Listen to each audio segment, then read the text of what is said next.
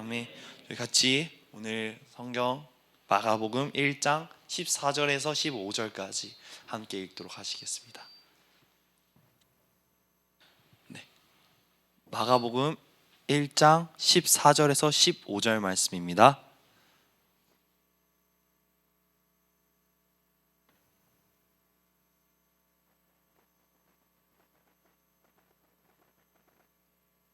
네, 함께 읽도록 하겠습니다.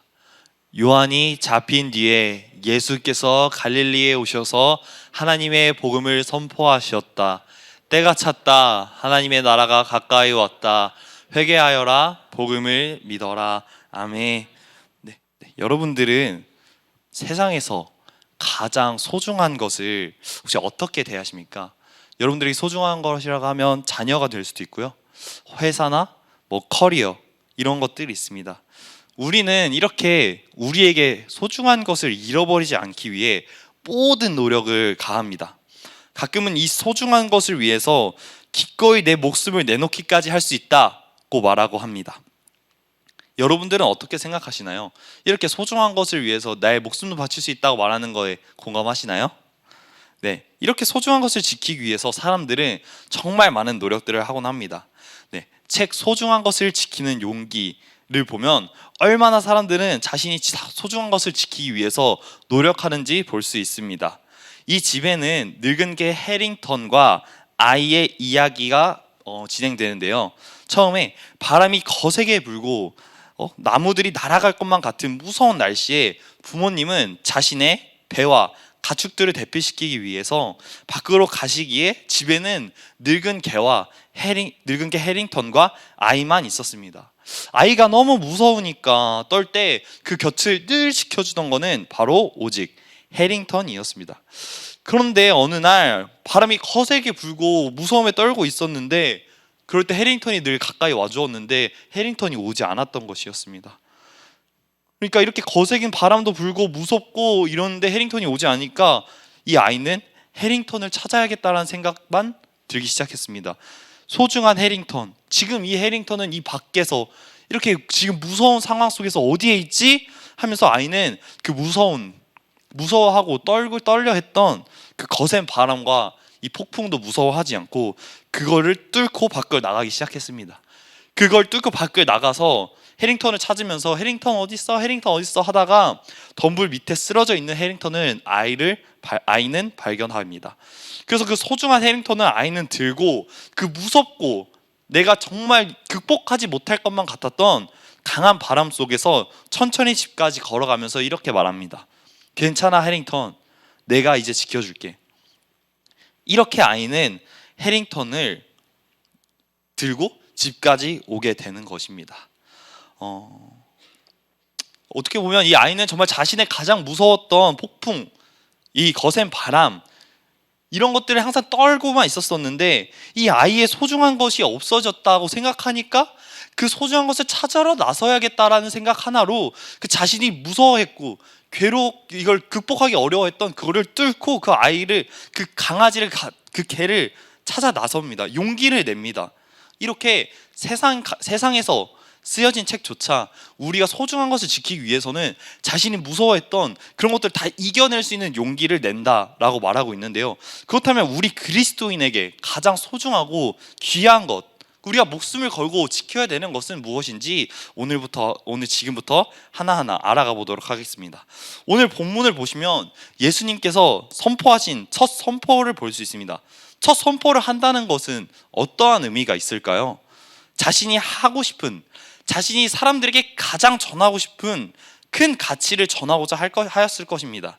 자신이 세상에 가장 하고 싶은 말이 뭔지 그 첫 선포를 통해서 드러내셨을 것이었습니다. 그것이 무엇이었냐요? 오늘 말씀 15절에 보시면 때가 찼다, 하나님의 나라가 가까이 왔다, 회개하여라, 복음을 믿어라입니다.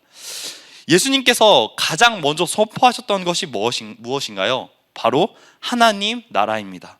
이 선포로 인하여서 예수님의 사역과 모든 관심이 어디에 쏠려 있는지 우리는 알아차릴 수 있습니다. 예수님께서는 처음부터 이렇게 하나님 나라에 집중을 하셨고 모든 관심을 하나님 나라에 쏟으셨습니다. 하나님의 나라가 얼마나 중요했으면 공관복음에서는 39번, 요한복음에서는 2번, 또 마태복음에서만 천국이라는 말이 37번이나 나옵니다. 이 말은 무엇일까요? 예수님께서는 입만 열면 하나님 나라가 왔다, 애들 하나님 나라, 하나님 나라, 하나님 나라를 얘기하셨다는 것입니다. 하나님 나라가 가까이 왔다라고 말씀하시고, 하나님 나라가 이미 왔다 말씀하시고, 하나님 나라는 어떤 곳이다 이해를 못하니까 비유를 통해서 말씀하시고, 정말 하나님께서 우리에게 보여주신 그 나라가 어떤 곳인지 예수님께서 전하시려고, 사람들에게 진짜 많이 전하시려고 다양한 방법으로 전하시려고 노력하신 것을 우리는 성경을 통해서 볼 수 있습니다. 또한 예수님께서 우리에게 가르쳐 주신 기도문도 본다면 그 하나님의 나라가 얼마나 중요한지 우리는 또 볼 수 있는데요. 우리가 주기도문을 보면 첫 번째로 나오는 간구가 있는데, 그 간구가 뭐냐? 나라가 임하옵시오며, 하나님의 나라가 이 땅에 오게 해달라는 간구로 기도를 시작합니다. 이렇게 예수님께서는 이 땅에 계시면서 하나님 나라, 하나님 나라, 하나님 나라를 외치시는 모습을 우리는 볼 수 있습니다. 하지만 그것을 들은 제자들과 사람들의 반응들은 어떠했나요? 오, 주님, 그렇습니다. 그 나라만이 나를 살립니다. 그 나라만이 나의 소망이고 생명입니다. 이렇게 하였나요? 그 나라를 위해서 내 목숨 바치고 내가 살겠습니다, 이렇게 처음부터 하였나요? 아니요. 예수님께서는 제자들에게 이렇게 말씀하시는데, 마태복음 15장 16절을 보시면 너희도 아직 깨닫지 못하였느냐 라고 말씀하고 계십니다. 정말 많은 가르침과 정말 많은 하나님의 나라에 대한 얘기를 예수님을 통해서 직접 보고 경험하신 예수님을 통해서 들은 제자들조차 하나님의 나라에 대한 이야기를 깨닫지 못하는 모습을 볼 수 있어요. 정말 이 제자들이 바보라서 100번 들어도 이해를 못하는 것일까요? 이 제자들이 뭐 부족해서 그러실까요? 예수님께서는 왜 이렇게 핀잔하실 정도로 하나님 나라를 강조하시고 하나님의 나라에 대해서 말씀하셨는데 왜 제자들은 깨닫지 못했을까요? 왜냐하면 이 제자들도 자신이 꿈꿨던 하나님의 나라가 있기 때문이었습니다. 하나님의 나라를 기다리는 것은, 모든 사람이 하나님의 나라를 기다리고 있었어요. 예수님을 못 박은 유대인조차 하나님의 나라를 기다리고 있었어요. 그들만큼 하나님의 나라를 소망하고 그들만큼 하나님의 나라를 기다리고 있던 사람도 없을 만큼 정말 하나님의 말씀에 순종하고 하나님의 말씀을 지키기 위해 노력했던 그들조차 하나님의 나라를 기다리고 있었습니다. 하지만 왜 그들은 예수님께서 하나님의 나라에 대해서 선포하시고 하나님 나라에 대해서 설교하실 때 깨닫지 못하고 왜 헛발질을 하였을까요? 그 이유는 바로 그들이 원하던, 그들이 상상하고 바라던 하나님의 나라가 있었기 때문에, 예수님께서 말씀하시는 그 하나님의 나라는 내가 원하는 나라가 아니기 때문에 늘 밀어내고 있었다는 것입니다. 그렇다면 이들이 바라던 나라는 어떤 나라였나요? 나를 지금 힘들게 하고 있는 압제로부터, 이 세력으로부터의 구원, 이 세상의 모든 권세를 이기시고 짓눌러서 지금 내 앞에 있는 어려움들과 너를 억누르고 있는 이것으로부터 나를 건져 올리시고 그 구원을 얻어서 지금 내가 살기 좋은 나라로 이 땅을 만들어 주시는 것, 선지자들에 의해 약속된 메시아 왕의 출현으로 독립된 이스라엘의 재건을 꿈꾸는 것, 이것이 바로 그들이 바라던 하나님의 나라였습니다. 이들은 하나님의 나라를 말할 때 어떻게 말하는 것인가요? 그러면 내가 이 땅에서 쉽게 살 수 있는, 내가 이 땅에서 괴로움과 고통이 없이 편하게 살기를 바라는 그것이 하나님의 나라라고 말하고 있습니다. 그렇다면 정말 하나님의 나라는 이러한 곳일까요? 예수님께서는 이렇게 말씀하고 계십니다. 마태복음 17장 12절 후반절을 보시면 인자도 그와 이와 같이 그들에게 고난을 받으리라. 하나님의 나라를 온종일 전하고 다니던 예수님께서 나도 고난을 당해야 돼, 이렇게 말씀하고 계시는 걸 볼 수 있습니다. 고난을 받으시고 고난을 받고 내가 부활해야만 하나님 나라가 이루어지기 때문에 내가 고난을 받아야만 해, 그게 하나님께서 반드시 이루실 일이야 라고 말씀하고 계십니다. 또한 옆에 늘 예수님을 따라다니던 베드로 또한 이렇게 말하고 있는데요. 베드로전서 4장 12절에서 13절을 보시면, 사랑하는 여러분, 여러분을 시험하려고 시련의 불길이 여러분 가운데 일어나더라도 무슨 이상한 일이 생긴 것처럼 놀라지 마십시오. 그만큼 여러분은 그리스도의 고난에 동참하는 것이니 기뻐하십시오. 그러면 그의 영광에 나타날 때 여러분은 또한 기뻐 뛰며 즐거워하게 될 것입니다. 네, 이렇게 말씀하고 계십니다. 그래서 이렇게 한 다음에 14절에 또 이렇게 말하는데요. 그리스도의 이름으로 모욕을 당하면 복이 있다고 말씀하십니다. 그렇게 해야만 그의 영광이 나타날 때, 예수님께서 재림하실 때에 우리가 기뻐 뛰고 즐거워할 수 있다고 말하고 있습니다. 어떻게 정말 모순적이지 않습니까? 유대인들이 바라던, 제자들이 바라던 그 나라와 예수님께서 말씀하시는 그 나라가 정말 상반되는 상황입니다. 하나님을 믿으면 내 삶이 편해지고 내 앞에 있는 어려움이나 날 괴롭히는 것들이 예수님께서 오시면 그런 것들 다 없애주실 줄 알았는데, 그게 아니라 우리가 더 어려움 가운데, 우리가 더 고난을 받아야 돼 라고 말씀하시고 계시니까 이 사람들은 너무 벙찌인 겁니다. 믿기 싫었을 것입니다. 우리를 구원하셔야죠. 우리를 살려주셔야죠. 지금 우리를 압제하고 있는 저 권력부들로부터 우리를 건지셔야죠. 뭐 하시는 거예요? 이렇게 예수님께서 이렇게 하셔야 되는데 그러지 않으니까 이들은 하나님의 나라, 하나님의 나라, 하나님의 나라 예수님께서 말씀하셔도 이들은 깨닫지 못하는 것을 볼 수 있습니다. 예수님께서 온전히 하나님의 나라를 이루시기 위해서 죽임을 당하고 사흘 후에 살아나야 된다는 것을 제자들에게 알려주시면서 제자들에게 자신을 죽을 것이라고 그들에게 가르쳤습니다. 예수님께서 죽으시고 부활하는 것이 하나님의 나라를 위한 일인데 제자들은 여전히 깨닫지 못하고, 마태복음 8장 32절을 보시면 예수님께서 드러내놓고 말씀하시니까 베드로는 이렇게 말하고 있습니다. 예수님을 바짝 잡아당기면서 예수님께 항의를 하는 거예요. 내가 죽고 살아나야 하나님의 나라가 온전히, 하나님의 뜻이 온전히 이루어지는 것이야 라고 말하니까 베드로가 예수님 그거 아니잖아요 하면서, 그거 아니에요 예수님 왜 죽어요? 예수님 죽으면 안 돼요. 이렇게 하면서 예수님께 항의를 하는 모습을 볼 수 있어요. 그러니까 이 어떠한 모습인가요? 우리의 모습과 비슷하지 않나요? 우리에게 늘 좋으신 하나님이라면서 왜 내 삶에 이런 일들을 주고 왜 나를 넘어뜨리셔? 이렇게 항의하는 우리의 모습과 정말 비슷하고 유사한 것을 볼 수 있습니다. 이러한 베드로의 모습에 예수님께서는 뭐라고 하시나요? 33절을 보시면, 사단아 내 뒤로 물러가라. 너는 하나님의 일을 생각하지 않고 사람의 일만 생각하는구나 라고 꾸짖으십니다.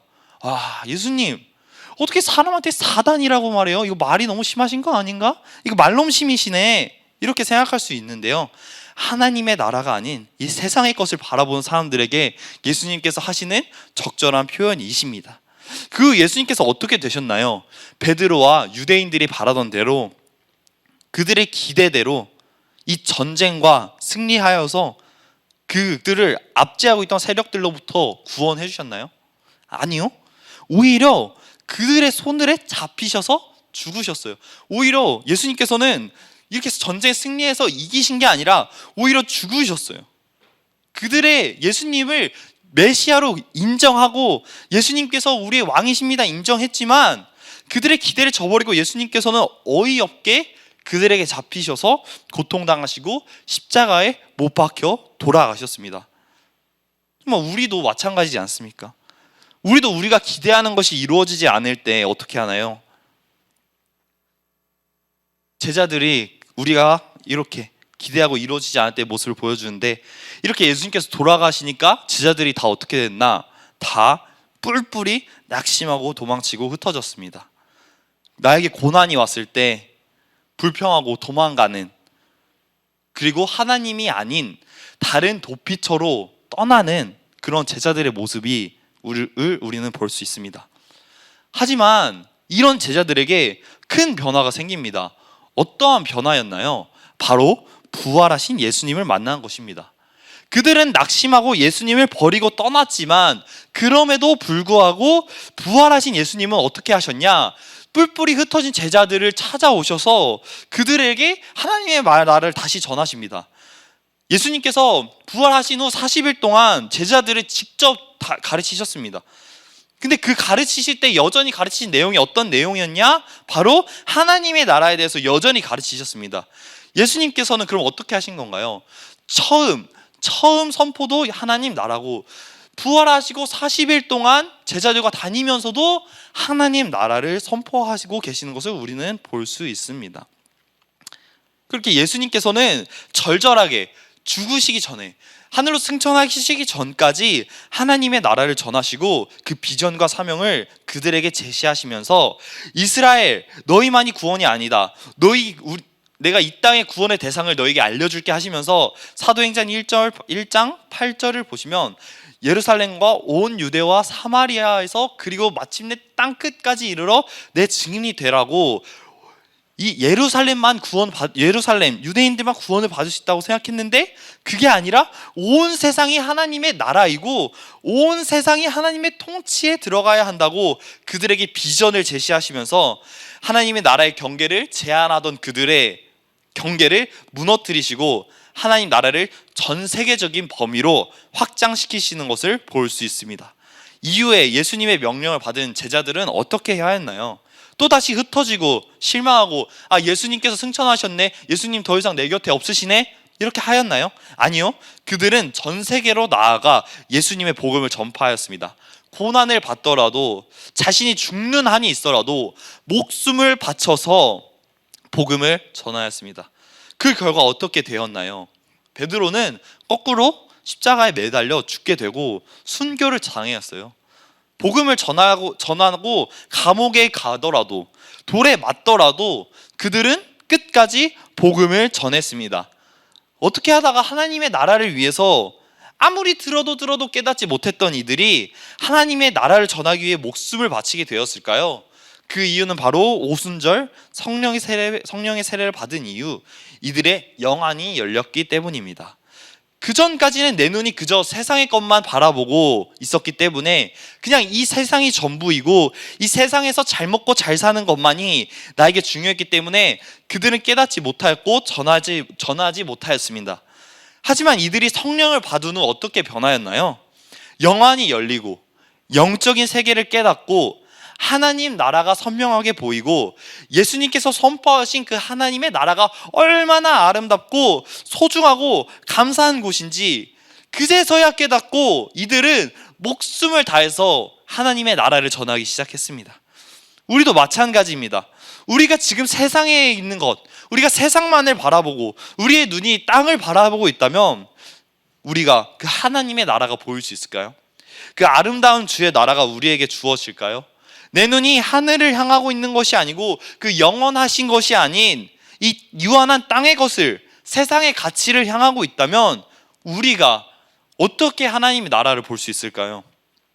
절대 우리는 땅에 우리의 눈을 향하고 있다면 하나님의 나라를 결코 볼 수 없습니다.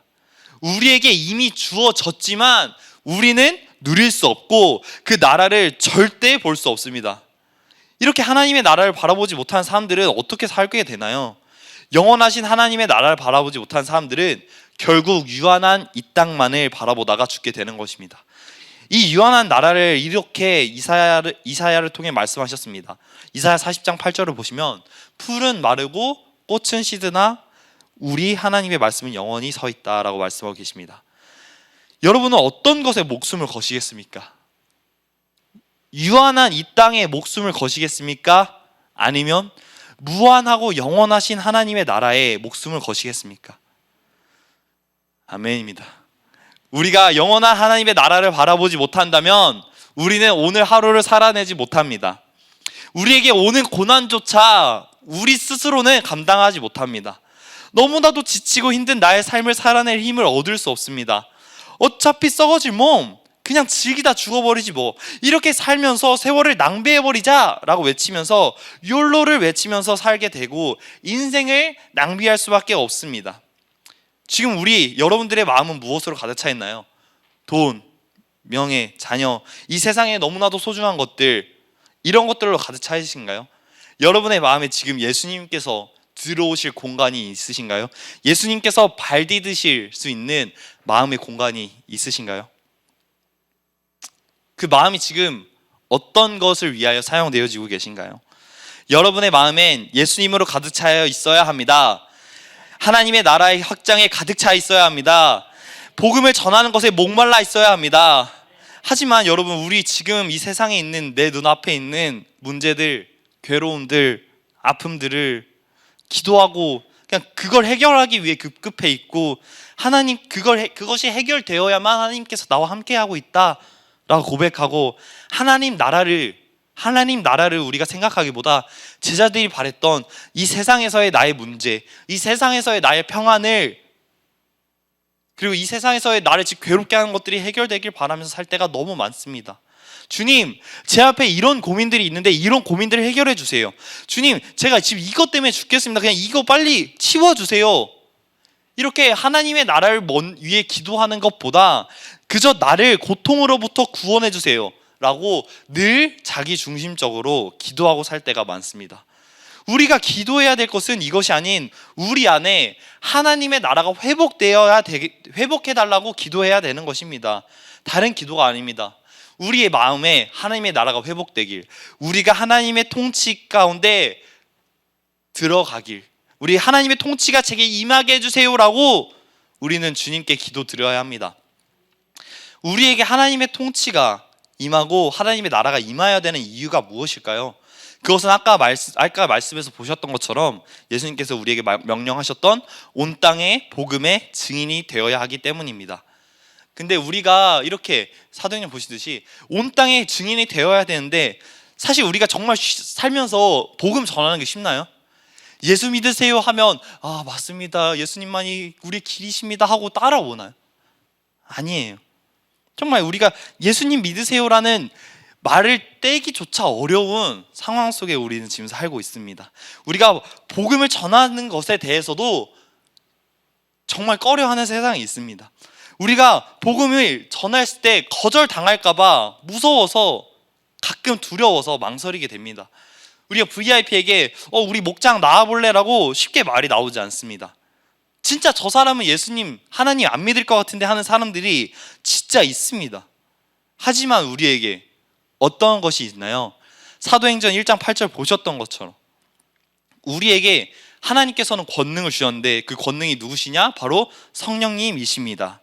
우리에게 성령님이 있으십니다. 하나님께서는 우리에게 성령님을 주시면서 너희들이 하나님의 나라를 마음껏 전해, 하나님의 나라를, 하나님의 통치가 온 땅에 임할 수 있도록 전 세계에 정하라고 우리에게 성령님을 보내주셨습니다. 우리는 그 성령님의 능력을, 힘을 입고 나아가야만 합니다. 아까 읽으셨던 것처럼, 그러나 성령이 너희에게 임하면 너희는 능력을 받고, 전능하신 하나님께서 친히 내려주신 성령께서 우리와 함께 한다고 있으신다고 말씀하고 계십니다. 그러면 어떻게 될까요? 우리가 기도하고 이 VIP에게 나아갔을 때, 믿지 않을 것만 같던 사람들에게 나아갔을 때, 예수님께서 너 사랑하셔 한마디 했을 때 그 사람이 울면서 회개하며 돌아올 줄 믿습니다. 우리 VIP에게 너 예수님 믿어보는 게 어때? 라고 말했을 때 한번 믿어볼까? 라는 은혜가 있을 줄 믿습니다. 여러분들이 성령님의 힘을 믿고 기도하면서 용기를 내어보면 정말 못하시는 게 없으신 하나님께서 그 VIP, 믿지 않는 사람들을 돌이키실 거고 그들을 회개시키실 줄 믿습니다. 아멘. 그 성령님의 힘을 믿고 기도하면서 용기 내는 우리 성도님들이 되시길 바랍니다. 말씀을 정리합니다. 우리에게 주어진 하나님 나라, 그 나라, 우리가 전해야 하는 나라, 하나님 나라, 우리 자녀들에게 보여줘야 하는 나라, 하나님 나라, 여러분 우리가 더욱 누려야 하지 않겠습니까? 여러분들의 VIP들이, 자녀들이, 예수 믿지 않는 사람들이 여러분을 보고 하나님의 나라를 누리는 사람은 저렇구나, 하나님의 나라를, 하나님의 통치 가운데 있는 사람은 저렇게 사는구나를 우리가 그 사람들에게 체험시켜줘야 되지 않을까요? 여러분들, 오늘 우리 같이 기도하고 우리 같이 찬양할 때 여러분 안에 하나님의 나라가 회복되길 축복합니다. 여러분 안에 있는 그 하나님의 나라를 보고 여러분들의 VIP가, 또 여러분 주변에 믿지 않을 것만 같던 사람들이 목장으로, 교회로, 또 복음을 믿는 은혜가 있기를 축복합니다. 성령님을 의지하고 나아갈 때 믿지 않던 자들이 믿는 경험이 있길 축복하며 우리 같이 찬양하시겠습니다.